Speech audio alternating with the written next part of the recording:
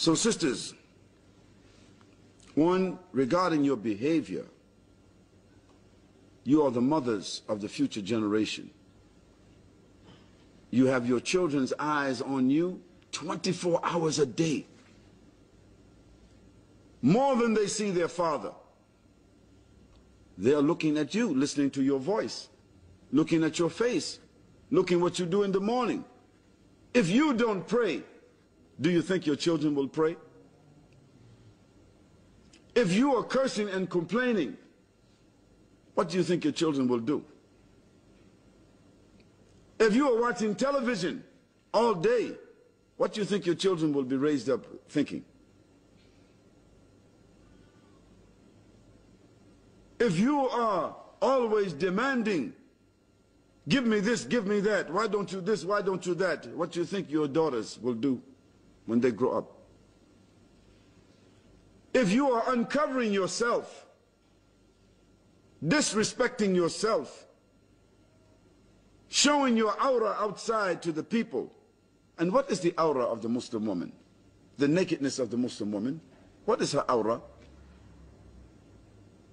Her entire body. All of the woman is aura. But specifically, she has the right to show what Allah subhanahu wa ta'ala said, مَا ظَهْرَ مِنْ, what ordinarily appears thereof. And there's just small disagreement among the ulama about what may ordinarily appear. What may ordinarily appear? Her face and her hands. Some ulama said face and hands, not even the feet. The face and the hands. Then some ulama, they said no, not even the face. And the majority of them, they said that, not even the face. Because they said the face itself is a place of her beauty. So if the Muslim lady has the ability and the courage and the commitment to even cover her face, MashaAllah, she is also doing herself a favor. And she's also doing the Muslims a favor, because she removes another level of the fitna. But minimally, she must cover her entire body except for her hands and her face. And some of the ulama even went further and said, if she will cover her hands, this even will still be better, because the gloved hand will distinguish her from the open hand of the man. So we cannot say every sister must absolutely cover her face and wear the gloves on her hands. We cannot say that. We say those who do it, it's mustahaba. It's good for her. It's a blessing for her.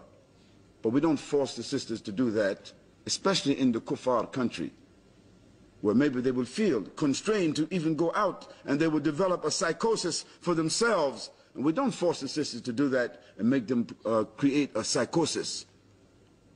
No, but you Muslim sisters should minimally cover your entire body, except for your face and hands, minimally. And covering the body doesn't mean wearing jeans and wearing a scarf on your head. No, this is not the body, because there are conditions of the clothing. The clothing should not reveal the shape of any part of you. Nor should the clothing be transparent so that your skin can be seen through it. It's very clear. There are more conditions. Nor should that clothing resemble the clothing of the women of Jahiliyyah. So that means the sisters who's wearing the niqab, and it's say these designer names, Gloria Vanderbilt, CK1, what's the other one, Christian Dior. You're wearing a niqab with a cross on it. If you're wearing the Christian Dior, they're selling them in Mecca. The sisters, they like it because they have Christian Dior. I mean, it's designer. The niqab is costing 30 pounds, $50. And it has a cross on it. Christian Dior cross. So they're wearing niqab inside the haram with a cross on it. No, sisters. Don't imitate the kuffar. Why are you wearing this designer?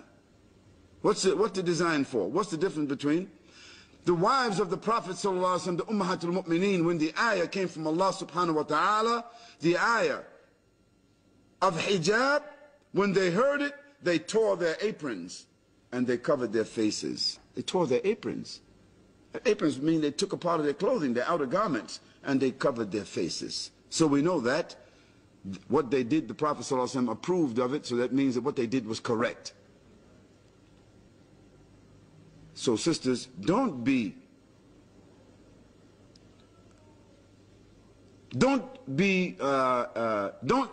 expend money unnecessarily, and don't imitate the kuffar.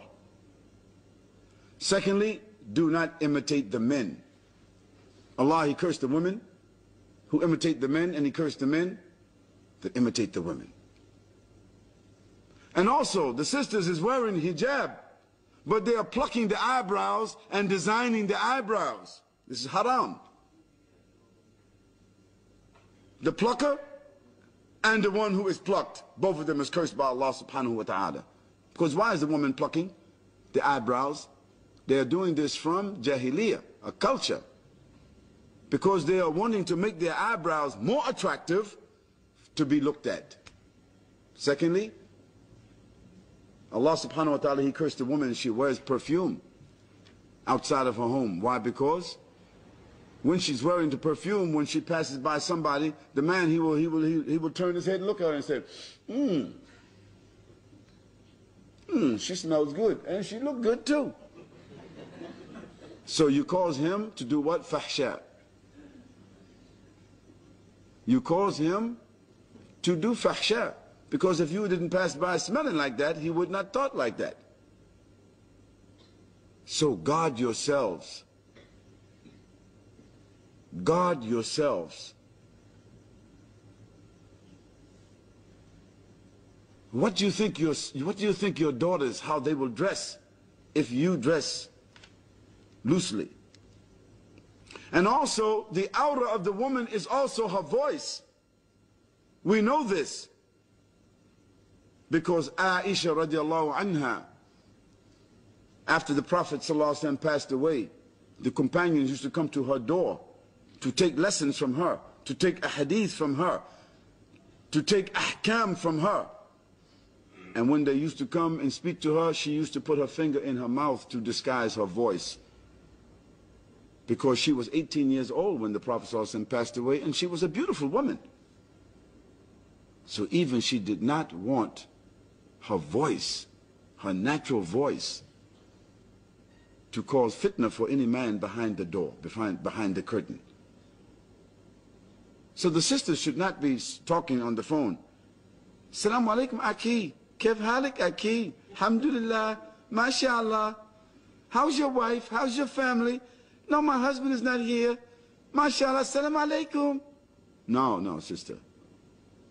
Allah said, do not be decorative in your speech, but do your speech which is what? Straightforward. Assalamu alaikum. No, brother, my husband is not here. No, I don't know. Insha'Allah. Assalamu alaikum. See? You see the difference? The brother, he will not want to talk more with her. And she's being straightforward, and she's guarding herself, and she's not leaving any room for any fooling around. This is the kind of sister who is guarding herself, guarding her husband, guarding her morals. Because she's doing what?